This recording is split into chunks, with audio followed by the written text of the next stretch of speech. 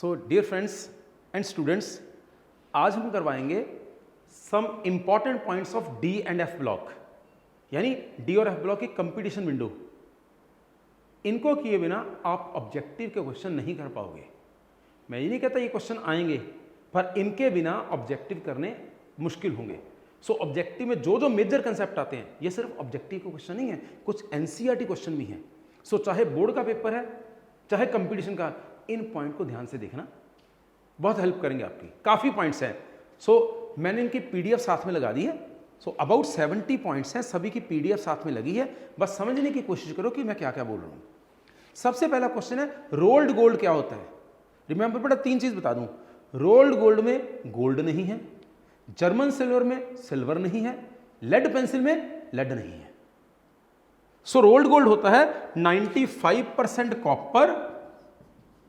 Rolled gold में 95% copper और 5% aluminium. ये सस्ती आर्टिफिशियल ज्वेलरी जो मेलों में आती है ना, 10 रुपए की सोने की चेन, वो यही होती है। ठीक है। सो 10 रुपए हर आइटम वाला सोना यही होता है, रोल्ड गोल्ड, राइट। सो रोल्ड गोल्ड में बिल्कुल गोल्ड नहीं होता। इट कंटेन 95% कॉपर और 5% एल्यूमिनियम। स्पेल्टर किसको बोलते हैं? कई बार ऑब्जेक्टिव में टर्म आती है, बट स्पेल्टर इम्प्योर जिंक। जब जिंक को एक्सट्रैक्ट करते हैं, बनाते हैं जिंक को, तो जो इम्प्योर जिंक आता है उसको स्पेल्टर बोलते हैं। वही आ गया जर्मन सिल्वर। जर्मन सिल्वर के बर्तनों में आमतौर पे फंक्शन वाले दिन वो काजू बादाम सर्व करते हैं। वो जर्मन सिल्वर, उसकी ज्वेलरी बनती है। जर्मन सिल्वर में सिल्वर बिल्कुल नहीं होता। जर्मन सिल्वर में होता है copper 25 to 30%, copper 25 to 30%, zinc 25 to 30% and निकल 40 to 50%। This is German silver. So remember, German silver में बिल्कुल चांदी नहीं होती। एक है प्रुशियन ब्लू कलर। ये आपने +1 में करा हुआ प्रुशियन ब्लू कलर। जब नाइट्रोजन के टेस्ट करते हैं ऑर्गेनिक केमिस्ट्री में, तो एक कलर आता है, इसका फार्मूला होता है Fe4 FeCN6 thrice. This is Prussian blue. और एक टर्नबल ब्लू है, वो है एक Fe3 FeCN6 ट्वाइस। ये प्रुशियन ब्लू बहुत खूबसूरत नीला रंग होता है, एंड दिस इज टर्नबल ब्लू। ये ऑब्जेक्टिव में आमतौर पे आता है टर्न ब्लू कौन सा है और प्रुशियन ब्लू कौन सा है। ठीक है। एक और कंपाउंड है cobalt oxide dot zinc oxide. इसको बोलते हैं रिनमैन ग्रीन। इसको बोलते हैं रिनमैन ग्रीन, लेकिन ये इंपॉर्टेंट नहीं है। Cobalt oxide oblique zinc oxide, इसको बोलते हैं रिनमैन ग्रीन। ये इंपॉर्टेंट क्वेश्चन नहीं है। इंपॉर्टेंट क्वेश्चन जो आम आता है, that is lithopone. Lithopone is zinc sulphide plus barium sulphate. This is lithopone. Very important question, रट लो इसको। ये व्हाइट पेंट है, एक्सटीरियर पेंट। आपने देखा कोठियों में आमतौर पे बाहर पीले रंग का पेंट लगाते हैं, वो सॉरी व्हाइट कलर का पेंट लगाते हैं। ये जो व्हाइट एक्सटीरियर पेंट है, this is lithopone. Zinc sulphide and barium sulphate, this is white paint. बहुत अच्छा सुंदर रंग होता है इसका, ब्राइट व्हाइट। एक बोल क्वेश्चन है, एनहाइड्रस जिंक क्लोराइड हो गया, ये लुईस एसिड क्यों है? भाई लुईस एसिड जो लोन पेयर ले सके, ये इलेक्ट्रॉन डेफिशिएंट है, इसके पास इलेक्ट्रॉन रखने की जगह है, ये लोन पेयर ले सकता है, इसलिए लुईस एसिड है। जिंक क्लोराइड हो गया, AlCl3 हो गया, जो भी पेयर ऑफ इलेक्ट्रॉन ले सके वो लुईस एसिड है, इसलिए anhydrous zinc chloride is Lewis acid. अगला वेरी इंपॉर्टेंट क्वेश्चन, आप प्रैक्टिकल में टाइट्रेशन करते हुए हैं। हम प्रैक्टिकल में KMnO4 की टाइट्रेशन करते हैं। जब प्रैक्टिकल में आप KMnO4 की टाइट्रेशन करते हैं, तो टीचर बोलते हैं बेटा जब KMnO4 की टाइट्रेशन करनी है फेरस सल्फेट के साथ या मोहर सॉल्ट के साथ या ऑक्सैलिक एसिड के साथ, तो साथ में सल्फ्यूरिक एसिड डाल लो। भाई जब KMnO4 की टाइट्रेशन करनी है, सल्फ्यूरिक एसिड क्यों, नाइट्रिक एसिड क्यों नहीं, हाइड्रोक्लोरिक एसिड क्यों नहीं? सो जब भी KMnO4 की टाइट्रेशन करनी, ध्यान रखो KMnO4 क्या काम कर रहा है? इसने दूसरी चीज की ऑक्सीडेशन करनी है, इसने दूसरी चीज की ऑक्सीडेशन करनी है, और हमने कैलकुलेट करना है कितना लगा। हम सल्फ्यूरिक एसिड डाल रहे हैं क्योंकि सल्फ्यूरिक एसिड इस रिएक्शन में ना तो ऑक्सीडाइजिंग एजेंट है ना रिड्यूसिंग एजेंट है, अपना कोई पंगा नहीं डालता। अगर मैं नाइट्रिक एसिड डाल दूं नाइट्रिक एसिड खुद एक ऑक्सीडाइजिंग एजेंट है। अब मैं तो कैलकुलेट कर रहा हूं कि KMnO4 कितना ऑक्सीडाइजिंग एजेंट लग रहा है। अब नाइट्रिक एसिड वही काम कर गया, मेरी कैलकुलेशन खराब हो गई। सो मैं नाइट्रिक एसिड क्यों नहीं डालता? क्योंकि नाइट्रिक एसिड खुद ऑक्सीडाइजिंग एजेंट का काम करना शुरू हो जाएगा। इसलिए मैंने देखना था मेरा ऑक्सीडाइजिंग एजेंट कितना लग रहा है, जो मैं डाल रहा हूं वो भी ऑक्सीडाइजिंग एजेंट है, मेरी कैलकुलेशन खराब कर देगा। अगर मैं हाइड्रोक्लोरिक एसिड डालता हूं तो आपको मालूम है KMnO4 इसको भी ऑक्सीडाइज कर देगा, पानी और क्लोरीन। सो मैं तो कैलकुलेट करना चाहता था कि KMnO4 फेरस को ऑक्सीडाइज करने के लिए कितना लगेगा। अब ये बेचारा फेरस को ऑक्सीडाइज करता करता इसको भी ऑक्सीडाइज करना लग पड़ा, कैलकुलेशन खराब हो गई। सो इसलिए जब भी KMnO4 की टाइट्रेशन हो, सल्फ्यूरिक एसिड ही डालो, ना नाइट्रिक एसिड डालो, क्योंकि नाइट्रिक एसिड खुद ऑक्सीडाइजिंग एजेंट है। ना हाइड्रोक्लोरिक एसिड डालो, क्योंकि हाइड्रोक्लोरिक एसिड ऑक्सीडाइज हो जाता है। इसलिए सिर्फ सल्फ्यूरिक एसिड डालो, क्योंकि इस रिएक्शन में वो कोई इंटरफियर नहीं करेगा, ना ऑक्सीडाइज करेगा ना रिड्यूस करेगा। This is very important question, ये जेई वाले भी नोट कर लो, क्योंकि जेई में प्रैक्टिकल के क्वेश्चंस भी आने हैं। ये थ्योरी में भी आ सकता है, ऑब्जेक्टिव में भी आ सकता है। Very important question. अगला क्वेश्चन बेटा, आपको मालूम है लैंथेनाइड्स में कॉमन ऑक्सीडेशन स्टेट है सारे लैंथेनाइड में +3, लैंथेनम, सीरियम, परासियोडाइडियम में जनरल सिंबल LN।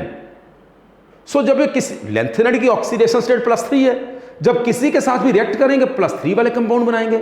सोचो कभी क्लोरीन के साथ रिएक्ट करेंगे तो क्या है, ये +3 है, क्लोरीन -1, क्या बनेगा LnCl3। कभी ऑक्सीजन के साथ रिएक्ट करेंगे क्या बनेगा, लैंथेनाइड +3, ऑक्सीजन -2, Ln2O3। कभी बेस बनाएंगे कौन सा बनेगा, LnOH3। सो लैंथेनाइड अपनी रिएक्शन में मोस्टली +3 ऑक्सीडेशन स्टेट देते हैं, इसलिए +3 वाले कंपाउंड बनाएंगे। जो भी कंपाउंड होगा उनका फार्मूला ऐसा होगा। अबाउट लैंथेनाइड्स आगे सुने, जो एक्टिनोइड्स हैं, एक्टिनोइड्स वो लैंथेनाइड से भी ज्यादा रिएक्टिव हैं। जो एक्टिनोइड हैं वो लैंथेनाइड से ज्यादा रिएक्टिव है, और वो बॉइलिंग वाटर में रिएक्ट करके एक्टिनाइड ऑक्साइड भी बनाते हैं, एक्टिनाइड 3 पॉजिटिव आमतौर पे AC2O3 एंड एक्टिनाइड हाइड्रोक्साइड भी बनाते हैं, ACOH3। आपको मालूम है metal oxides are basic in nature, metal hydroxide are basic in nature. अब लैंथेनाइड से एक्टिनाइड बड़े हैं, जितनी मेटल बड़ी होगी MOH बॉन्ड लंबा होगा, जितना लंबा होगा उतना बढ़िया बेस। सो इसलिए लैंथेनाइड वाले के ऑक्साइड तो बेसिक है ही, एक्टिनाइड वाले और भी ज्यादा। मैंने कल भी बोला था एक्टिनाइड वाले और भी ज्यादा, क्योंकि लैंथेनाइड से एक्टिनाइड बड़े होते हैं। जो बड़ा होता है इलेक्ट्रॉन जल्दी देगा, बढ़िया मेटल। जो बड़ा होगा उसका MOH बॉन्ड लंबा होगा, लंबा बॉन्ड जल्दी टूटेगा, OH जल्दी देगा, OH जल्दी देगा, बढ़िया बेस। सो एक्टिनाइड हाइड्रोक्साइड लैंथेनाइड हाइड्रोक्साइड से बढ़िया बेस है, और एक्टिनाइड लैंथेनाइड से ज्यादा रिएक्टिव है। लगभग सेम रिएक्शन देते हैं सारी, लेकिन जल्दी देते हैं। और एक और बात, एक्टिनोइड पे नाइट्रिक एसिड अटैक नहीं करता। एक्टिनाइड बाकी एसिड में हाइड्रोजन देते हैं, लेकिन नाइट्रिक एसिड के ऊपर अटैक नहीं करता। क्यों? क्योंकि एक्टिनाइड इतने रिएक्टिव हैं कि हवा में ही अपने ऊपर ऑक्साइड की कोटिंग बना लेते हैं। क्योंकि एक्टिनाइड अपने ऊपर ऑक्साइड की कोटिंग बना लेते हैं, इसलिए नाइट्रिक एसिड इसका कुछ नहीं कर सकता। So like aluminium they are passive towards nitric acid. Remember, देखो बेटा, नाइट्रिक एसिड में तो ऑक्सीडाइज करना है। जब एयर ने ऑक्सीडाइज कर लिया, अब नाइट्रिक एसिड क्या करेगा? हम मेरी बात ध्यान से सुनो, मैं एक एग्जांपल आम लेता हूं। मान लो किसी बच्चे के मार्क्स कम आए, फेल हो गया या बहुत मार्क्स कम आए, तो घर वाले क्या करेंगे? उसको दो बातें सुनाएंगे, हो सकता है एक आध लगा भी दें, तो ज़्यादा से यही करेंगे, या सेवा होगी या गालियां पड़ेंगी। पर अगर किसी बच्चे के कम आए मार्क्स या फेल हो गया, बहुत कम नंबर है, वो घर में घुस गई, अपने मारना शुरू कर दे, मैं नालायक हूं, मैं कुछ नहीं कर सकता, खुद ही पीटना शुरू कर दे, तो घर वाले भी क्या करेंगे? उन्होंने तो यही करना था। सो मेरी बात समझ गए? सो नाइट्रिक एसिड में तो इसको ऑक्सीडाइज करना था। अगर एक्टिनाइड हवा में ही ऑक्सीडाइज हो गए तो नाइट्रिक एसिड क्या कर लेगा? So they are passive towards nitric acid. ठीक है जी। अगला क्वेश्चन सुने, ये बहुत इंपॉर्टेंट है। जो डाइक्रोमेट हैं, आपको मालूम है, जैसे पोटाशियम डाइक्रोमेट या सिंपली डाइक्रोमेट, इसमें अगर अल्कली डाल दो, आपको मालूम है डाइक्रोमेट में बेस डालो क्रोमेट बनता है, परमैंगनेट में बेस बार डालो मैंगनेट बनता है। अगर इसमें अल्कली डाल दूं तो क्या बनता है? CrO4 2 negative. अगर डाइक्रोमेट में मैं अल्कली डाल दूं तो क्या बनेगा? CrO4 2 negative. यानी पोटाशियम डाइक्रोमेट में KH डालूं, क्या बनेगा? Potassium chromate. प्लस पानी। डाइक्रोमेट अल्कली डालने पे क्रोमेट बनाता है, यानी अगर डाइक्रोमेट की पीएच बढ़ा दे क्रोमेट बन जाएगा। ये ऑरेंज रेड से येलो हो जाएगा। ये आम क्वेश्चन आता बोर्ड में कि what is action of pH on colour of potassium dichromate. अगर पोटेशियम डाइक्रोमेट की सॉल्यूशन में बेस डाल दें यानी उसकी पीएच बढ़ा दें तो कलर येलो हो जाएगा। यही अगर डाइक्रोमेट में सोचो, अगर यही डाइक्रोमेट में एसिड डाल दें तो ये आपको मालूम Cr3 पॉजिटिव बनता है। पोटेशियम डाइक्रोमेट से पोटेशियम सल्फेट, यही डाइक्रोमेट में एसिड डालें तो Cr3 positive which is green in colour. अब कंप्लीट होगा क्वेश्चन, चाहे बुक्स आधा ही लिखती हैं। मैं कहना चाहता हूं कि अगर डाइक्रोमेट में आप बेस डालोगे तो कलर रेड से येलो हो जाएगा, और अगर डाइक्रोमेट में एसिड डालोगे तो कलर ऑरेंज रेड से ग्रीन हो जाएगा। ठीक है जी। So potassium dichromate is orange red, basic medium में chromate yellow in colour, acidic medium में chromium ion which is green in colour. So pH change बढ़ाने से भी कलर चेंज होता है, पीएच घटाने से भी कलर चेंज होता है। ये नोट्स में नहीं है पर ये ख्याल रख लेना। ठीक है जी। सो ये मेरे 11 पॉइंट्स कवर हो गए। एक और पॉइंट, ये तो बहुत काम आता है। ठीक है, आजकल ना ये यहां भी पंजाब में बहुत हो रहा है। अगर आप किसी मैरिज पैलेस से बाहर निकलो ना रात के टाइम, तो पुलिस वाले जो हैं आमतौर पे कार वाले को बोलते हैं भाई साहब 1 मिनट रुके, मैरिज पे गए थे, हाँ जी, अच्छा फंक्शन अच्छा था, जरा इसमें फूंक मारें। वो कोई ऑपरेटर्स देते हैं, इसमें फूंक मारें। ठीक है, जो फूंक मारने वाली चीज है उसमें क्या है, उसमें है पोटेशियम डाइक्रोमेट और सल्फ्यूरिक एसिड। अगर बंदे ने ड्रिंक कर रखी हुई तो अल्कोहल बीच में है, पोटेशियम डाइक्रोमेट और एसिड है। अगर बंदे ने ड्रिंक किया हुआ तो अल्कोहल है बीच में। ठीक है, फूंक मारने से अल्कोहल के वेपर बीच में जाएंगे तो क्या होगा, डाइक्रोमेट का क्या बनेगा, potassium sulphate plus chromium sulphate plus पानी, और अल्कोहल का क्या बनता है, एल्डिहाइड। रिमेंबर, ये रिएक्शन होते सार क्या बन जाएगा, chromium 3 positive which is green in colour. यानी अगर फूंक मारते ही सॉल्यूशन का कलर ऑरेंज से ग्रीन हो गया तो समझ लो बंदे ने पी रखी है, साथ ही चालान कट जाता है। सो ये आम तौर पे पुलिस पर्सनल इस्तेमाल करते हैं टेस्ट करने के लिए कि बंदे ने एक लेवल से ज्यादा पी तो नहीं रखी, क्योंकि पोटेशियम डाइक्रोमेट अल्कोहल की ऑक्सीडेशन करके क्या बनाएगा, दुनिया का कोई भी ऑक्सीडाइजिंग एजेंट अल्कोहल से एल्डिहाइड बनाता है, ये भी यही करेगा। सो पोटेशियम डाइक्रोमेट अल्कोहल को ऑक्सीडाइज करेगा और खुद रिड्यूस हो जाएगा। जब खुद रिड्यूस होएगा बनेगा Cr3 positive, and Cr3 positive is green in colour. ये टेस्ट किया जाता है कि ड्राइवर ड्रंकन तो नहीं है। एक मैंने और बात आपको किसी टाइम बताई हुई है बहुत अच्छी।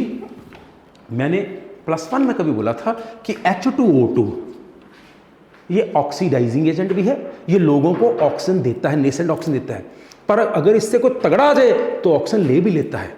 इससे तगड़े कौन है, जैसे KMnO4। इससे तगड़े कौन है, जैसे K2Cr2O7। यानी ये KMnO4 और K2Cr2O7 के सामने इसकी कोई औकात नहीं है। अगर KMnO4 या K2Cr2O7 आएंगे तो ये कुछ नहीं कर सकता, ये ऑक्सीजन लेगा। लेकिन आइस कोल्ड सिचुएशन में अगर K2Cr2O7 इसमें अगर H2O2 डालो साथ में सल्फ्यूरिक एसिड, इसकी हस्ती कोई नहीं। KMnO4 भयंकर ऑक्सीडाइजिंग एजेंट है, पंजाबी फटे चक दो। पर आइस कोल्ड सिचुएशन में यह भी दाव लगाया जाता है। वैसे K2Cr2O7 इसको ऑक्सीडाइज करना है, लेकिन आइस कोल्ड सिचुएशन में यह भी कर सकता है। क्या बनाएगा, blue coloured CrO, very important. Ice cold situation में ब्लू कलर्ड CrO5 बनेगा, साथ में K2SO4 और पानी। यानी वैसे K2Cr2O7 इसको ऑक्सीडाइज करता है, लेकिन आइस कोल्ड सिचुएशन में H2O2 इसके ऊपर अटैक कर देता है। बच्चा कहता आइस कोल्ड सिचुएशन में H2O2 तो है ही कुछ नहीं, ये कैसे अटैक करता है। तो मैं कई बार बच्चों से पूछता हूं आमतौर पे, बेटा डोंट टेक इट अदरवाइज। एक बार मैंने बच्चों से पूछा, बेटा कभी किसी बच्चे ने अपनी मम्मी या पापा के ऐसे लगाया, कभी किसी बच्ची ने मम्मी पापा या बड़े भाई के चांटा लगाया? तो बच्चे कहते सर कैसा क्वेश्चन कर रहे हो, कितना घटिया क्वेश्चन है, हो ही नहीं सकता, सोच ही नहीं सकते। बिल्कुल ठीक, ना हो सकता है ना सोच सकते हो, सोचोगे बहुत सेवा होगी। लेकिन अब मैं सिचुएशन बताता हूँ, जब आप 6 या 7 या 8 महीने के या साल के थे या 1.5 साल के थे, जब मम्मी पापा ने आपको गोदी में उठाया था, तो कई बार जब मम्मी पापा आपको गोद में उठाते हैं ना, तो बच्चा यूं यूं करता, जोर से लगा देता है। सो रिमेंबर, आप सोच भी नहीं सकते ऐसा करने का, लेकिन आइस कोल्ड सिचुएशन में जब बच्चा यूं लगाता ना जोर से, तो मम्मी पापा कहते हैं ओहो कितना भारी हाथ है, बड़ी जोर से लगा। सो रिमेंबर, अदरवाइज सोच भी नहीं सकते, लेकिन आइस कोल्ड सिचुएशन में H2O भी दाव लगा जाता है। सो रिमेंबर, K2Cr27 इसको ऑक्सीडाइज करेगा और खुद ग्रीन कलर का क्रोमियम सल्फेट बनेगा, लेकिन आइस कोल्ड सिचुएशन में ब्लू कलर Cr5, रट लो इसको अच्छी तरह से, ठीक है। सो आइस कोल्ड सिचुएशन में K2Cr27 को H2O2 ऑक्सीडाइज कर देता है और ब्लू कलर Cr5 बनता है। वैसे परफेक्टली ये ऑक्सीडेशन है भी नहीं, पर चलो ब्लू कलर Cr5 बनता है, वो किसी और लेक्चर में बताएंगे कि ये ऑक्सीडेशन क्यों नहीं है, ठीक है जी। आगे आओ जी। मैं पोटाशियम डाइक्रोमेट तो प्रैक्टिकल में इस्तेमाल करता हूं, वॉल्यूमेट्री में KMnO4 या पोटाशियम डाइक्रोमेट। मैं सोडियम डाइक्रोमेट क्यों नहीं इस्तेमाल करता? Why sodium dichromate is not used in volumetry? Volumetry में सोडियम डाइक्रोमेट क्यों नहीं इस्तेमाल करते? क्योंकि देखो, वॉल्यूमेट्री में हम सॉल्यूशन इस्तेमाल करें जो स्टैंडर्ड है। मैंने N/20 या N/50 बनाई और N/20 और N/50 ही रहे, लेकिन सोडियम डाइक्रोमेट डेलिक्विसेंट है। डेलिक्विसेंट हवा से पानी चूस लेता है, क्योंकि सोडियम डाइक्रोमेट हवा में से पानी चूस लेता है, तो जो मैं सॉल्यूशन बनाई वो तो पतली होगी, इसलिए अगर मैं N/20 बनाई वो N/20 रहेगी नहीं। तो मैं कह जा रहा हूं N/20 है कुछ और ही, मेरी कैलकुलेशन खराब हो जाएगी। सो सोडियम डाइक्रोमेट वॉल्यूमेट्री में क्यों नहीं इस्तेमाल करते? क्योंकि ये डेलिक्विसेंट है, ये हवा से पानी चूस लेता है, इसलिए इसकी सॉल्यूशन की वैल्यू बदलती रहती है, इसलिए इसको यूज नहीं करते, ठीक है जी। आगे आए, हिट क्वेश्चन है K2Cr2O7, K2Cr4 and KMnO4। K2Cr2O7, K2Cr4, ठीक है जी। अब देखें, यहां क्रोमियम की ऑक्सीडेशन स्टेट 6, यहां क्रोमियम की ऑक्सीडेशन 6, मैंगनीज की 7। क्रोमियम क्या होता है बेटा? 3d5 4s1। अगर ऑक्सीडेशन 6 हो गई तो 6 के 6 इलेक्ट्रॉन गए, सो क्रोमियम 6 पॉजिटिव क्या बचा? 3d0। ऐसे यहां मैंगनीज क्या? 7। मैंगनीज क्या होता है बेटा? 3d5 4s2, तो मैंगनीज 7 पॉजिटिव क्या होगा? 3d0। तो मैंने आपको एक बार कलर के बारे में बताया था कि कौन से डी ब्लॉक वाले कंपाउंड कलर होंगे जिनमें डी में 1 से लेकर 9 तक इलेक्ट्रॉन होंगे। जिसमें डी में 0 है या डी में 10 है वो कलर हो ही नहीं सकता। अब इनमें डी में 0 है, पर ये ऑरेंज कलर का है और ये पर्पल कलर है। अब मैंने बोला था कलर डी ब्लॉक वाले वो कंपाउंड होंगे जिसमें डी में 1 से लेकर 9 तक इलेक्ट्रॉन होंगे। 0 या 10 वाला कलर नहीं होता, पर ये 0 वाले कलर है। ये क्यों कलर है भाई? ये 0 वाला है फिर भी कलर पता क्यों है?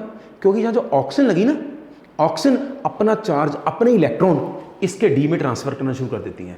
अब ऑक्सीजन के पास इतने इलेक्ट्रॉन हैं, ऑक्सीजन अपने इलेक्ट्रॉन इसके डी में ट्रांसफर करने शुरू कर देती हैं, इसलिए इसके डी में इलेक्ट्रॉन आ जाते हैं, इसलिए ये कलर है। इसको बोलते हैं चार्ज ट्रांसफर। ऑक्सीजन अपना चार्ज इसके खाली ऑर्बिटल में ट्रांसफर कर देती है, इसके लिए टेक्निकल टर्म है वाइब्रोनिक कपलिंग, ठीक है। अदरवाइज पेपर में क्वेश्चन आ जाए कि KMnO4 क्यों कलर्ड है, इसमें तो मैंगनीज में 0 इलेक्ट्रॉन है। भाई अपने 0 थे पर कोई दे गया, अब मैंगनीज में इलेक्ट्रॉन है डी में। K2Cr7 क्यों कलर्ड है जबकि इसमें डी में 0 इलेक्ट्रॉन है?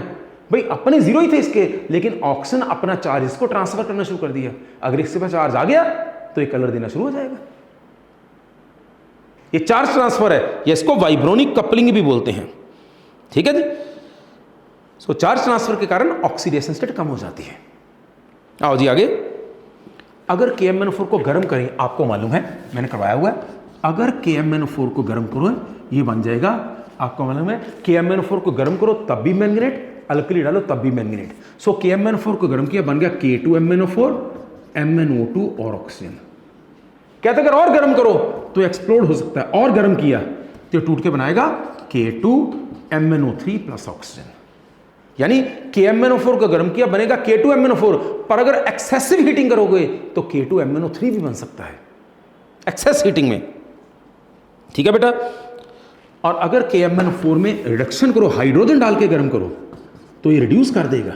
हाइड्रोजन डाल के गर्म करो, ये बनेगा MnO प्लस पानी। सो अगर हाइड्रोजन में इसकी रिडक्शन करो तो ये बनेगा MnO प्लस पानी। अगला पॉइंट है पुत्र, द पॉइंट नंबर 18। उससे पहले मैं एक वर्ड कहना चाहता हूं, प्राइमरी स्टैंडर्ड क्या होता है। प्राइमरी स्टैंडर्ड, प्राइमरी स्टैंडर्ड जिस चीज को पानी में घोलें और डायरेक्टली स्टैंडर्ड सॉल्यूशन बन जाए। मैं बोलता हूं N/20 मोहर साल्ट बनाना है, मैंने बोला इतना मोहर साल्ट लो, इतने पानी में घोलो, सीधा N/20 बन जाएगा, वो हो गया प्राइमरी स्टैंडर्ड। कई चीजें प्राइमरी स्टैंडर्ड नहीं होती, जैसे मैंने बोलो N/20 फेरस सल्फेट बनाना है, अब मैंने बोला इतना फेरस सल्फेट इतने पानी में घोलो N/20 बन जाएगा, बन तो जाएगा, पर जो फेरस है वो पड़ा पड़ा फेरिक बन जाता है। अब मैंने बोला N/20 बनाओ, फेरस तो फेरस रहा ही नहीं, वो तो N/20 रहेगा ही नहीं क्योंकि चेंज हो गया, इसलिए वो प्राइमरी स्टैंडर्ड नहीं है। सो जो चीज पानी में घुल के भी अपनी ही फॉर्म में रहे वो प्राइमरी स्टैंडर्ड है। जिसमें बदलाव आना शुरू कर जाए, उसकी रीडिंग चेंज हो जाती है, उसकी नॉर्मेलिटी चेंज हो गई, वो प्राइमरी स्टैंडर्ड नहीं रहा। अगर मैं मोहर साल्ट को पानी में घोलूं, ठीक है जी, तो उसकी N/20 है तो N/20 ही रहेगा, वो प्राइमरी स्टैंडर्ड है। लेकिन फेरस सल्फेट अगर घोलूं, फेरस का झट बन जाता है फेरिक, तो मैंने तो फेरस बोला, वो फेरिक बन चुका, वो चेंज हो चुका, सो वो N/20 नहीं रहेगा। मैंने N/20 बनाया है, तब भी मेरे को चेक करना पड़ेगा अब क्या हो चुका है। N/20 मींस उसकी नॉर्मेलिटी 1/20 है। सो प्राइमरी स्टैंडर्ड जिसकी डायरेक्टली स्टैंडर्ड सॉल्यूशन बनाई जा सके, और सेकेंडरी स्टैंडर्ड क्या है, जिसकी डायरेक्टली स्टैंडर्ड सॉल्यूशन ना बन सके, बनाने के बाद पता करना पड़े अब ये क्या है। सो मोहर साल्ट प्राइमरी स्टैंडर्ड है, फेरस सल्फेट प्राइमरी स्टैंडर्ड नहीं है, क्योंकि फेरस सल्फेट पड़ा पड़ा फेरिक में कन्वर्ट हो जाता है, इसलिए उसकी नॉर्मेलिटी बदल जाती है। जिसकी नॉर्मेलिटी सेम रहे, जिसकी मोलैरिटी सेम रहे, वो प्राइमरी स्टैंडर्ड है। सो मोहर साल्ट प्राइमरी स्टैंडर्ड है, फेरस सल्फेट प्राइमरी स्टैंडर्ड नहीं है। अगला पॉइंट बेटा, पॉइंट नंबर 19। जितने भी लेंथेनाइड हैं उनमें सिर्फ एक ही मैन मेड है, ये आपको मालूम है। प्रोमीथियम इकलौता लेंथेनाइड है जो हमने बनाया है, क्योंकि धरती से एक्सटिंक्ट हो चुका है। प्रोमीथियम इकलौता लेंथेनाइड है जो हमने बनाया है, और प्रोमीथियम इकलौता लेंथेनाइड है जो रेडियो एक्टिव है, बाकी कोई भी लेंथेनाइड रेडियो एक्टिव नहीं है। सो एक ही लेंथेनाइड जो हमने बनाया, that is promethium. Now point number 20, बहुत अच्छे। मैग्नेटिक मोमेंट का असली फॉर्मूला है √4s × s+1 plus l × l+1। बच्चे बोलते सर पर हमें तो ये करवाया √n × n+2। जब फार्मूला ये है तो ये क्यों करवाया? सुने, जब हम s या p ब्लॉक की बात करते हैं, जब हम s या p ब्लॉक की बात करते हैं तो अनपेड इलेक्ट्रॉन आउटर शेल में है, अनपेड इलेक्ट्रॉन आउटर शेल में है। आउटर शेल में बाहर एक्सपोजर, एनवायरनमेंट में एक्सपोजर के कारण ऑर्बिटल मोशन क्वेंच हो जाती है, ऑर्बिटल मोशन खत्म हो जाती है, क्वेंच होती है, इसलिए ये कैंसिल हो जाता है। सो 4s × s+1 इस फॉर्म में बनता है। अगर स्पिन पुट करो ये आंसर आ जाएगा। लेकिन डी या एफ ब्लॉक की बात करें, पर्टिकुलर एफ ब्लॉक की बात करें, जब आप एफ ब्लॉक की बात करोगे 6s भरा हुआ है और नया इलेक्ट्रॉन जा रहा है 4f में, आपका 6s भरा हुआ है, इलेक्ट्रॉन 5d के अंदर जा रहा है 4f में। सो नया इलेक्ट्रॉन आपका 4f में जा रहा है, वो एनवायरनमेंट के कांटेक्ट में है ही नहीं, क्योंकि 4f तो काफी अंदर है। तो क्योंकि 4f ऑर्बिटल एनवायरनमेंट के कांटेक्ट में नहीं है, सो एनवायरनमेंट इसकी ऑर्बिटल मोशन क्वेंच नहीं कर सकता, इसलिए यहां ये भी कंसीडर करना पड़ेगा। सो एक्चुअली मैग्नेटिक मोमेंट का यही फार्मूला होता है। लेकिन एस या पी ब्लॉक में क्योंकि नया इलेक्ट्रॉन बाहर ही आ रहा है, बाहर वाले ऑर्बिटल में आ रहा है, वो एनवायरनमेंट उसकी ऑर्बिटल मोशन क्वेंच कर देता है, इसलिए ये हिस्सा नहीं काउंट करते। पर एफ ब्लॉक में या डी ब्लॉक में काउंट कर लेते हैं। एफ में तो बिल्कुल काउंट करते हैं, क्योंकि एफ में नया इलेक्ट्रॉन बहुत अंदर आ रहा होता है, वो एनवायरनमेंट के कांटेक्ट में नहीं है, इसलिए ऑर्बिटल मोशन क्वेंच नहीं होगी। आपके मतलब का सिर्फ यही है कि मैग्नेटिक मोमेंट का एक्चुअल फार्मूला क्या है और स्पिन ओनली फार्मूला क्या है। यहां स्पिन और ऑर्बिटल मोशन दोनों कंसीडर करते हैं, ये स्पिन ओनली ज्यादा हम यही अप्लाई करते हैं, पर ओवरऑल फार्मूला ये है। इसलिए मैंने बोला था ना कि इनका मैग्नेटिक कैरेक्टर एक्सप्लेन करना थोड़ा मुश्किल है। राइट जी, आगे आ दो बेटा। 21 मिश मेटल क्या है? मिश मेटल जिसमें 94 से 95% तक लेंथेनाइड होते हैं, बाकी 5-6% कार्बन है, सल्फर है, एल्यूमिनियम है, ऐसे एलिमेंट्स होते हैं, ठीक है। और ये आमतौर पे स्ट्राइक करने पे स्पार्क प्रोड्यूस करती है, इसलिए इसको लाइटर के फ्लिंट के तौर पे इस्तेमाल किया जाता है, बुलेट्स में इस्तेमाल किया जाता है। That is mish metal, 94 to 95% lanthanide. और अगला पॉइंट बताता हूं, सबसे जो कॉमन लेंथेनाइड मिलता है हमें, सबसे easily available lanthanide, that is cerium. और वो कॉमन मिनरल जिसमें लैंथराइड मिलते हैं उस कॉमन मिनरल का नाम है monazite sand. Monazite sand is source of many rare earth elements. ठीक है जी। अगला पॉइंट है 22, जो KMnO4 है, जिसको प्यार से लाल दवाई भी बोलते हैं। ये जो KMnO4 है ये जर्मीसाइडल जर्म्स को मारता है, इसलिए तालाब के पानी को साफ करना हो, कुएं के पानी को साफ करना हो, पीने लायक बनाना हो, या मेडिकल इंस्ट्रूमेंट को स्टरलाइज करना हो तो KMnO4 में डुबोते हैं आमतौर पे, क्योंकि जर्म्स को मार देता है KMnO4। राइट जी। नाउ 24th पॉइंट, सिल्वर की कॉन्फ़िगरेशन है 4d10 5s1। सिल्वर की कॉन्फ़िगरेशन है 4d10 5s1। सिल्वर की ऑक्सीडेशन स्टेट आमतौर पे +1 है, तो कॉन्फ़िगरेशन बनी 4d10। अब आपके मन में आता है कि जब सिल्वर 4d10 है तो इसको डी ब्लॉक में क्यों रखा? क्योंकि डी ब्लॉक में जिसमें डी पार्शियली भरा हो, जिसमें डी पार्शियली भरा हो वो डी ब्लॉक है। तो सिल्वर डी ब्लॉक में क्यों है? क्योंकि सिल्वर +2 ऑक्सीडेशन स्टेट भी देता है और +2 में बन जाएगा 4d9। अब ये डी पार्शियली भरा हुआ है, इसलिए डी ब्लॉक एलिमेंट है। बेटा 25th पॉइंट, ट्रांजिशन मेटल में आमतौर पे बहुत इंपॉर्टेंट है, ये थ्योरी का बहुत इंपॉर्टेंट क्वेश्चन है। ट्रांजिशन मेटल में आमतौर पे अनपेड इलेक्ट्रॉन होते हैं। जो अनपेड इलेक्ट्रॉन एक ट्रांजिशन मेटल और दूसरी ट्रांजिशन मेटल में वो आपस में बॉन्ड बनाना शुरू कर देते हैं। कोवेलेंट बॉन्ड बोलो या इंटरमेटालिक बॉन्ड बोलो। अब मान लो एक आयरन के पास 4 अनपेड है, दूसरे आयरन के पास भी 4 अनपेड है, ये अनपेड आपस में पेयरिंग करके बॉन्ड बनाना शुरू कर देंगे। क्योंकि ट्रांजिशन मेटल में अनपेड इलेक्ट्रॉन आपस में इंटरमेटालिक बॉन्ड बनाते हैं, इसको तोड़ने के लिए बहुत एनर्जी चाहिए होगी, इसलिए इनकी एंथैल्पी ऑफ एटोमाइजेशन बहुत ज्यादा होती है। एंथैल्पी ऑफ एटोमाइजेशन कितनी हीट दें कि एटम सेपरेट हो जाए। क्योंकि ट्रांजिशन मेटल में अनपेड इलेक्ट्रॉन है, एक आयरन के अनपेड दूसरे आयरन के अनपेड के साथ मेटालिक बॉन्ड बनाएंगे, इंटरमेटालिक बॉन्ड बनाएंगे। स्ट्रॉन्ग बॉन्ड है, तोड़ने के लिए एनर्जी देनी पड़ेगी, इसलिए they have high heat of atomization. बड़ा हिट क्वेश्चन है, why transition metal have high heat of atomization, यानी एटम सेपरेट करने हैं, एटम उड़ाने हैं, तो ज्यादा एनर्जी क्यों देनी पड़नी है। पर जिंक की कम क्यों है? क्योंकि जिंक में अनपेड इलेक्ट्रॉन है ही नहीं।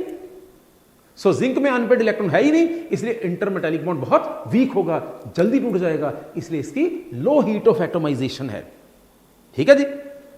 अगला पॉइंट, पहली ट्रांजिशन सीरीज में सबसे ज्यादा ऑक्सीडेशन स्टेट्स और सबसे बड़ी ऑक्सीडेशन स्टेट मैंगनीज शो करता है, क्योंकि मैंगनीज है 3d5 4s2। इसकी ऑक्सीडेशन स्टेट पता कौन सी है? पहले 4s वाले 2 देगा, फिर एक एक करके डी वाले +2 +3 +4 +5 +6 +7।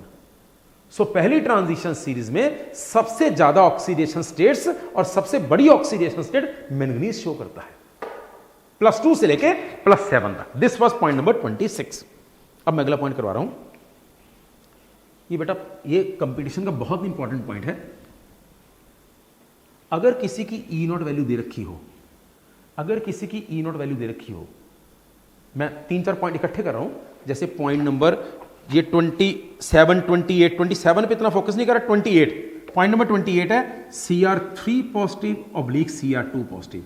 इसकी E0 है -0.41, इसकी E0 है -0.41। इसमें आयरन वाला पॉइंट मैंने काट दिया, इसकी E0 है -0.41। अब मैं क्या कहना चाहता हूं, इसकी E0 माइनस में है, यानी ये काम नहीं होना। इसका रिडक्शन पोटेंशियल नेगेटिव है, यानी Cr मतलब कहने का Cr3 पॉजिटिव से Cr2 पॉजिटिव नहीं बनना, मुश्किल से बनेगा। फिर क्या बनेगा? Cr2 पॉजिटिव से Cr3 पॉजिटिव। जो E0 पॉजिटिव होता है वो काम होता है, जो E0 नेगेटिव वाला काम नहीं होता। अगर उसने बोला इसका E0 नेगेटिव है, इसका मतलब है Cr3 पॉजिटिव से Cr2 पॉजिटिव नहीं बनेगा। फिर क्या होगा? Cr2 पॉजिटिव से Cr3 पॉजिटिव बनेगा, मींस Cr2 पॉजिटिव से Cr3 पॉजिटिव बनेगा, यानी Cr2 पॉजिटिव ऑक्सीडेशन होगी और Cr2 पॉजिटिव रिड्यूसिंग एजेंट का काम करेगा। दोबारा समझो, इसका Cr3 positive to Cr2 positive negative है, यानी इधर वाला काम नहीं होगा, यानी Cr3 पॉजिटिव से Cr2 पॉजिटिव नहीं बनेगा। इसका उल्ट होगा, क्या होगा? Cr2 पॉजिटिव से Cr3 पॉजिटिव बनेगा। अगर Cr2 पॉजिटिव से Cr3 पॉजिटिव बनेगा तो Cr2 पॉजिटिव की क्या हो गई? ऑक्सीडेशन। तो लोगों की क्या करेगा? रिडक्शन। यानी ये वैल्यू शो कर रही है कि Cr2 पॉजिटिव अच्छा रिड्यूसिंग एजेंट है। अगर क्लियर नहीं है तो ये 28 पॉइंट था, इससे मिलता जुलता पॉइंट है 38। जरा ध्यान से देखिए 38 पॉइंट नंबर 38।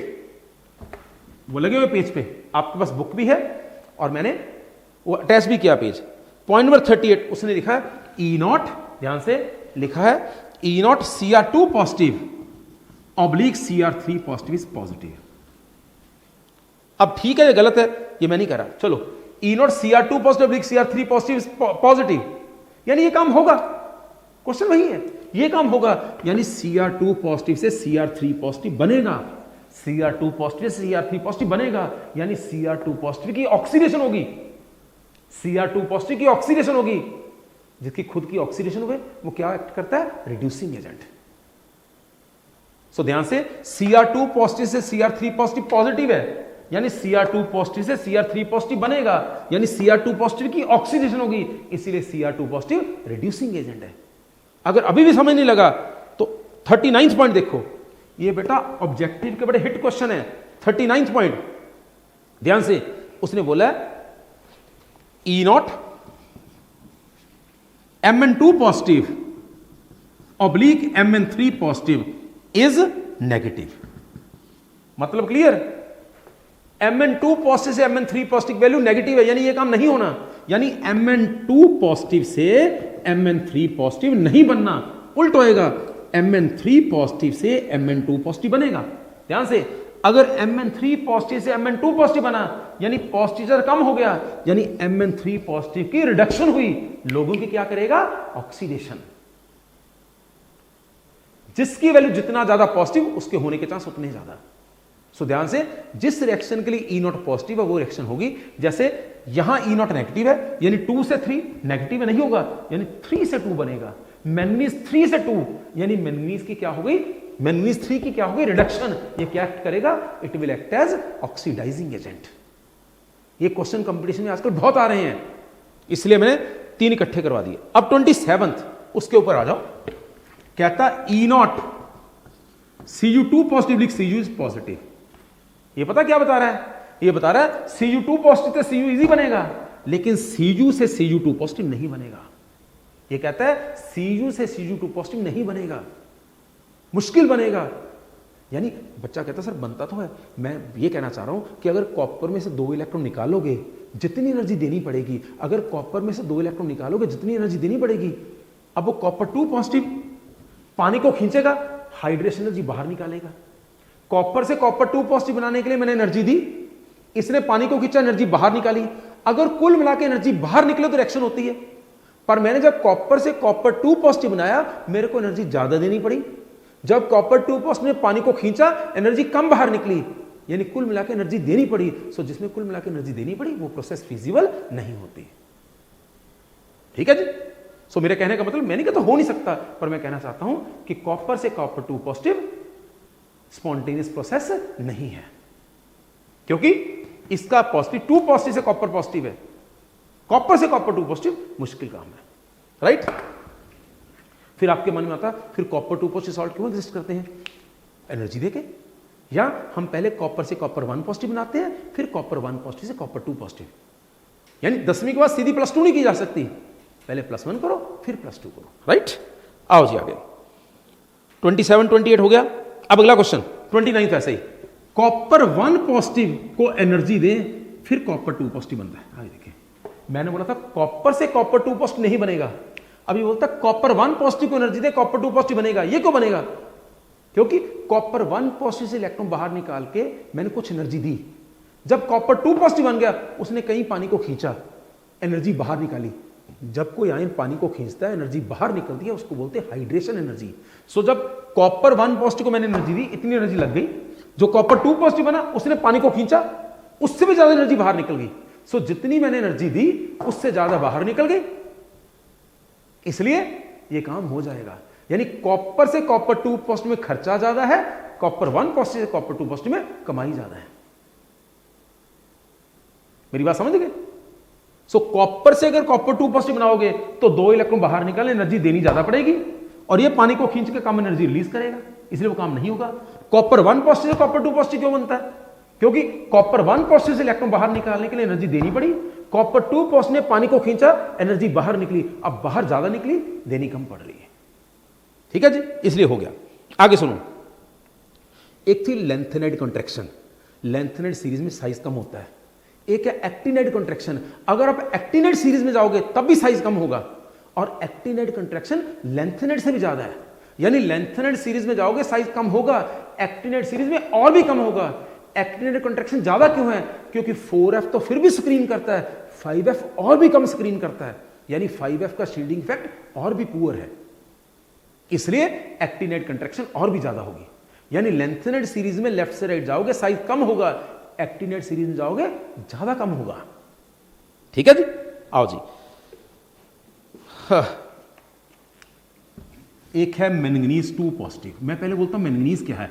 मैंगनीज है 3d5 manganese 2 positive is 3d5। एक है आयरन 3d6 आयरन 2 पॉजिटिव कौन है? 3d6।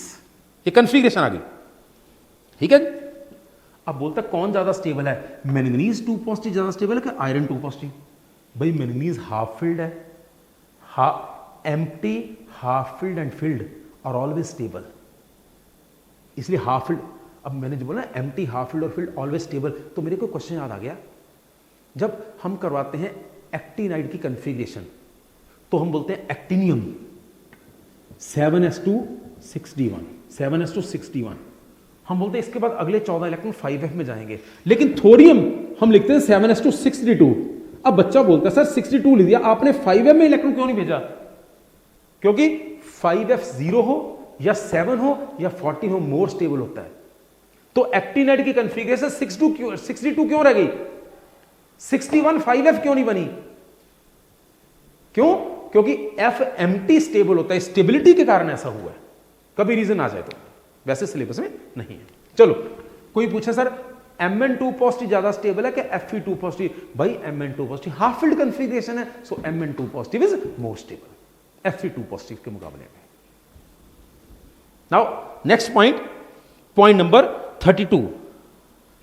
कॉपर कौन कौन सी ऑक्सीडेशन स्टेट देता है डी ब्लॉक में?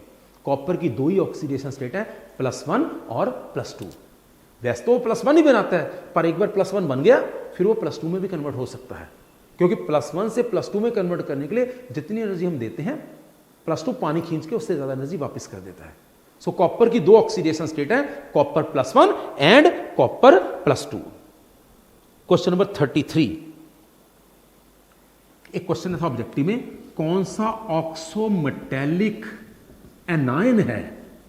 मतलब समझो, ऑक्सीजन भी हो, मेटल भी हो, नेगेटिव चार्ज भी हो।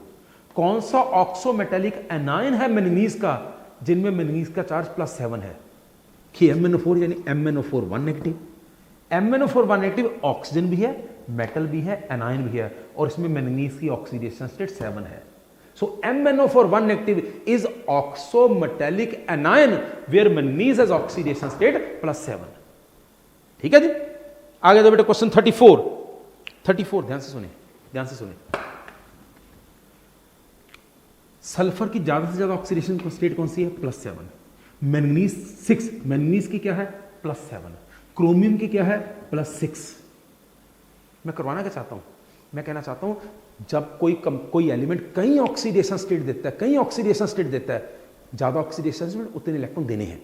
अगर कोई एलिमेंट कई ऑक्सीडेशन स्टेट देता है तो हाईएस्ट ऑक्सीडेशन स्टेट वो तभी शो करेगा, कोई भी एलिमेंट अपनी हाईएस्ट ऑक्सीडेशन स्टेट तभी शो करेगा जब उसके साथ कोई बहुत बदमाश एलिमेंट लगा हो, बहुत इलेक्ट्रोनेगेटिव एलिमेंट लगा हो, क्योंकि 6 इलेक्ट्रॉन दिए नहीं जाते, छीने जाते हैं। सो छीनने के लिए बहुत इलेक्ट्रोनेगेटिव चाहिए, इसलिए कोई भी एलिमेंट अपनी हाईएस्ट ऑक्सीडेशन स्टेट, अगर सल्फर की ऑक्सीडेशन स्टेट 6 है तो जिस भी कंपाउंड में सल्फर की ऑक्सीडेशन स्टेट 6 होगी उसमें सल्फर के साथ या फ्लोरीन लगा होगा या ऑक्सीजन लगा होगा। मैंगनीज +7 है, मैंगनीज +7 कब शो करेगा? जब इसके साथ बहुत बदमाश एलिमेंट लगा होगा, क्योंकि बदमाश नहीं खींचने इलेक्ट्रॉन। सो बदमाश कौन है? फ्लोरीन, ऑक्सीजन जैसे। सो कोई भी एलिमेंट अपनी मैक्सिमम ऑक्सीडेशन स्टेट तब देता है जब उसके साथ मोस्ट इलेक्ट्रोनेगेटिव एलिमेंट लगे हों, क्योंकि इलेक्ट्रोनेगेटिव एलिमेंट इलेक्ट्रॉन खींच लेते हैं, ऑक्सीडेशन आसान कर देते हैं। ठीक है जी। सो सल्फर +6 कब शो करेगा? जब सल्फर के साथ या फ्लोरीन हो या ऑक्सीजन हो। मैंगनीज +7 कब शो करेगा? जब ऐसा एलिमेंट हो। क्रोमियम +6 कब शो करेगा? जब ऐसा एलिमेंट हो। ठीक है जी। सो इसलिए एक बड़ा हिट क्वेश्चन आता है कि SF6 तो इस दुनिया में है, SF6 क्यों नहीं है? क्योंकि sulphur 6 oxidation state electron negative atom के साथ देगा, हाइड्रोजन जैसे एलिमेंट के साथ नहीं दे सकता। राइट जी, हाँ जी। सो अगला पॉइंट, ये पॉइंट 34 हो गया। Lawrencium, lawrencium last actinide, lawrencium LR102, इसकी कन्फिग्रेशन क्या है यार, लास्ट है। आपको मालूम है पहले एक्टिनियम की कन्फिग्रेशन है 7s261, अगले 14 इलेक्ट्रॉन 5f में जाने हैं। जो 7s261 it is 89 and 4f13 बना। अब 4f13 है, वो d से एक ले ही लेगा, सो 7s260 4f14। ध्यान से सुनो, एक्टिनियम की कन्फिग्रेशन है 7s261, उसके बाद 14 4f में जाने हैं, बचे ही 13 इसको दे दिए। अब 13 दे दिए, f को 14 चाहिए, ये d से ले ही लेगा। इसलिए लॉरेंसियम की कन्फिग्रेशन क्या है, 7s260 4f14। मेरा point clear, 7s260 4f14।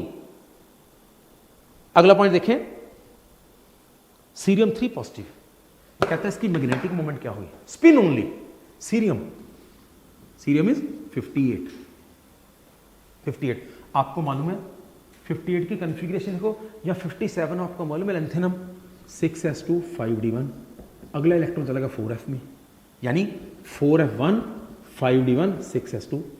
Cerium +3, 3 electron चले गए, बड़े खाने वाले जाएंगे, 2 और 1 3 चला गया, बच गया 4f1। अब बोलता है इसकी स्पिन ओनली मैग्नेटिक मोमेंट कौन सी है। स्पिन ओनली का फार्मूला होता है √n × n+2, क्योंकि इसके पास एक ही अनपेड इलेक्ट्रॉन है, एक unpaired, so √1 × 1+2, it is √3 Bohr magneton. So cerium में एक अनपेड इलेक्ट्रॉन है, magnetic moment is √n × n+2, √1 × 1+2, यानी √3 बोहर मैग्नेटॉन। ये इसकी मैग्नेटिक मोमेंट आ गई। This was point number 36। Point number 37 बहुत अच्छा, जितना रिडक्शन पोटेंशियल ज्यादा नेगेटिव होगा, सोचो ध्यान से सुनना, जितना रिडक्शन पोटेंशियल नेगेटिव उतना ऑक्सीडेशन पोटेंशियल पॉजिटिव। जितना सोचो, अगर मैं बोलूं A से A2 पॉजिटिव है, इसका रिडक्शन पोटेंशियल बहुत नेगेटिव -3, इसका reduction potential negative, sorry A2 positive से A, इसका रिडक्शन पोटेंशियल बोले -3, इसका रिडक्शन पोटेंशियल नेगेटिव, यानी ऑक्सीडेशन पोटेंशियल पॉजिटिव, यानी A से A2 पॉजिटिव, पॉजिटिव हो गया। जिसका रिडक्शन पोटेंशियल नेगेटिव उसका ऑक्सीडेशन पोटेंशियल पॉजिटिव, उसकी क्या होगी, ऑक्सीडेशन। सो इसकी ऑक्सीडेशन होगी, क्या एक्ट करेगा, रिड्यूसिंग एजेंट।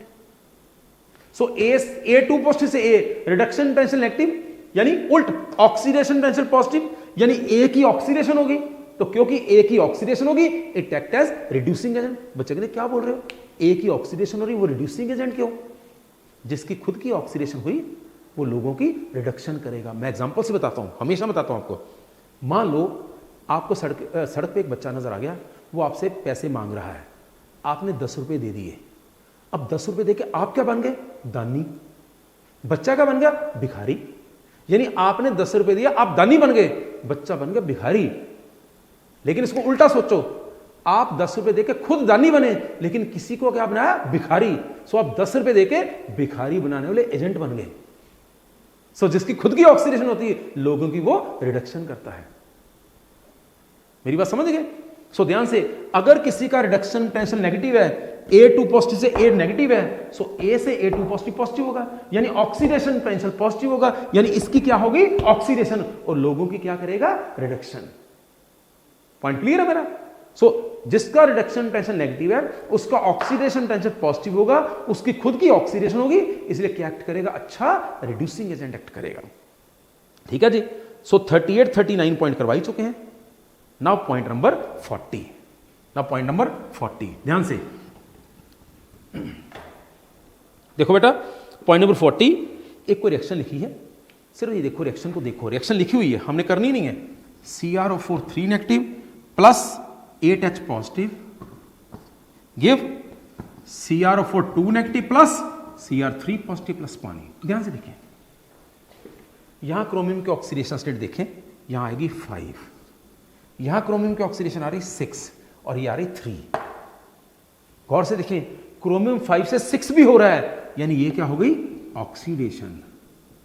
और क्रोमियम 5 से 3 भी हो रहा है, ये क्या हो रही, रिडक्शन। अब एक ही रिएक्शन में एक ही चीज की ऑक्सीडेशन भी, एक ही चीज की रिडक्शन भी हो गई। वो रिएक्शन जिसमें एक ही चीज की ऑक्सीडेशन भी हो जाए, उसकी रिडक्शन भी हो जाए, उसको बोलते हैं डिस्प्रपोर्शनेशन। आपने किसी को चपेट लगाई, उतने बड़े भाई ने आके आपको पीट दिया। आपने चपेट लगाई यानी आपकी ऑक्सीडेशन हो गई, बड़े भाई ने आपको पीट दिया यानी आपने पीटा भी, आपकी पिटाई भी हो गई, यानी आपकी ऑक्सीडेशन रिडक्शन दोनों हो गई। तो यहां देखो क्रोमियम 5 से 6 भी हुआ, ऑक्सीडेशन भी हुई। उसी रिएक्शन में क्रोमियम 5 से 3 भी हुआ। जिस रिएक्शन में एक ही एलिमेंट की ऑक्सीडेशन भी हो जाए, रिडक्शन भी हो जाए, उसको बोलते हैं डिस्प्रपोर्शनेशन। सो ये एक डिस्प्रपोर्शनेशन रिएक्शन है, क्योंकि इसमें क्रोमियम की ऑक्सीडेशन भी हो रही है, क्रोमियम की रिडक्शन भी हो रही है। ठीक है जी, दीज आर फर्स्ट 40 पॉइंट्स। आज 4-5 पॉइंट और करेंगे। 41st पॉइंट आपको करवाया हुआ है कि लेंथेनेड भी ऑक्सीडेशन स्टेट देते, कौन कौन सी, 2, 3, 4, लेकिन एक्टिनेड कौन सी देते, 2, 3, 4, 5, 6, 7। यानी लेंथेनेड ऑक्सीडेशन स्टेट देते हैं, एक्टिनेड उनसे भी ज्यादा ऑक्सीडेशन स्टेट देते हैं। मैंने बोला था लेंथेनेड जो जो करेगा, एक्टिनेड उससे ज्यादा करेगा। सो लेंथेनेड की ऑक्सीडेशन स्टेट कौन सी है, 2, 3, 4। एक्टिनेड की कौन सी है, 2, 3, 4, 5, 6, 7। ज्यादा वैरायटी है उनमें। ठीक है जी, मैंने जब आपको लेंथेनेड की कॉन्फ़िगरेशन करवाई थी तो मैंने बोला था सारे लेंथेनेड की कॉमन ऑक्सीडेशन स्टेट है +3। सारे लेंथेनेड की कॉमन ऑक्सीडेशन स्टेट है +3, लेकिन कुछ लेंथेनेड +2 भी शो करते हैं। कौन से, समैरियम, यूरोपियम और यटर्बियम। सारे लेंथेनेड +3 शो करते हैं, लेकिन समैरियम, यूरोपियम, यटर्बियम +2 शो करते हैं। लेकिन 2 लेंथेनेड +4 भी शो करते हैं, और भी होंगे लेकिन ज्यादा स्टेबल, सीरियम और टर्बियम। रट लेना, सारे लेंथेनेड की कॉमन ऑक्सीडेशन स्टेट +3 है, लेकिन समैरियम, यूरोपियम, यटर्बियम की +2 है, और सीरियम और टर्बियम की कौन सी है, +4 है। ये बहुत इंपॉर्टेंट क्वेश्चन है। Point number 42, point 43, again very important. Point 43, CuCl4 negative आम एग्जिस्ट करता है, CuI4 नेगेटिव एग्जिस्ट नहीं करता। बेटा आपको बता दूं, आई किसी के साथ भी लगा हो, आई अच्छा रिड्यूसिंग एजेंट है। अच्छा रिड्यूसिंग एजेंट रिडक्शन कर देता है। अब यहां पे कॉपर के चार्ज +2, यहां भी कॉपर के चार्ज +2। अब कॉपर +2 भी होता है, +1 भी होता है, क्योंकि आई अच्छा रिड्यूसिंग एजेंट है। अपने सामने हाईएस्ट ऑक्सीडेशन स्टेट नहीं देख सकता। जब भी आयोडीन किसी भी हाईएस्ट ऑक्सीडेशन स्टेट लगा, उसको कम कर देगा। सो CuCl4 नेगेटिव एग्जिस्ट करता है, CuI4 नेगेटिव क्यों नहीं एग्जिस्ट करता, क्योंकि आई एक अच्छा रिड्यूसिंग एजेंट है। ये कॉपर 2 पॉजिटिव को झट से क्या कर देगा, कॉपर 1 पॉजिटिव, ये टिकने ही नहीं देगा। मेरी बात समझ गए। सो आई एक अच्छा रिड्यूसिंग एजेंट है, ये कॉपर +2 को नहीं टिकने देगा, उसकी रिडक्शन करके क्या बना देगा, कॉपर 1 पॉजिटिव। इसलिए ये नहीं टिकेगा, ये टिकेगा। समझ गए। This was point number 43। Now 44, इसमें एक वर्ड आया आइसोमॉर्फस। ये +1 में मोल कंसेप्ट में भी आया था, +1 में S ब्लॉक में भी आता है। आइसोमॉर्फस क्या और पॉलीमॉर्फस क्या है। दो कंपाउंड जिनका मॉलिक्यूलर फार्मूला सिमिलर है, स्ट्रक्चर बिल्कुल सेम हो। दो कंपाउंड जिनका मॉलिक्यूलर फार्मूला सिमिलर है, स्ट्रक्चर बिल्कुल सेम हो, जैसे ZnSO4 water and FeSO4 water. ध्यान से देखें, molecular formula similar, structure exactly same, they are isomorphous. ठीक है जी। पॉलीमॉर्फस क्या होते हैं, जब चीज एक हो लेकिन दो अलग अलग फॉर्म में एग्जिस्ट करती हो।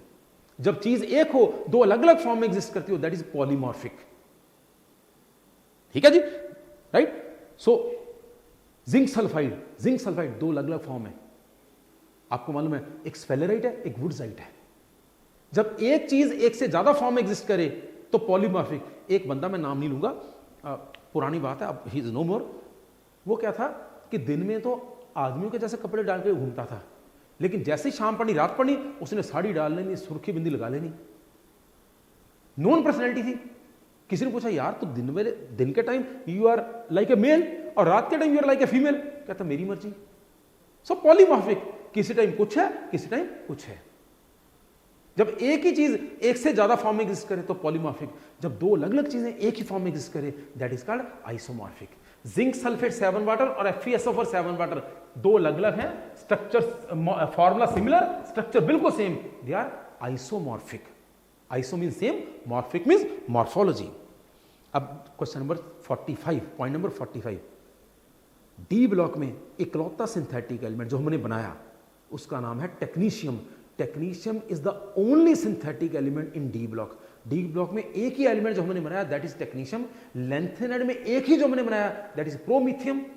और एक्टिनाइड में यूरेनियम के बाद लगभग सारे ही हमने बनाए हैं। सो एक ही डी ब्लॉक एलिमेंट जो हमने तैयार किया वो टेक्नीशियम है, एक ही लेंथेनाइड जो हमने तैयार किया दैट इज प्रोमीथियम। इसके साथ ही 45 पॉइंट्स खत्म होते हैं बेटा इसके 70 पॉइंट्स, और फिर एनसीईआरटी क्वेश्चंस भी हैं कुछ, इनमें भी एनसीईआरटी क्वेश्चंस हैं। सो बाकी हम अगले लेक्चर में। Thank you very much.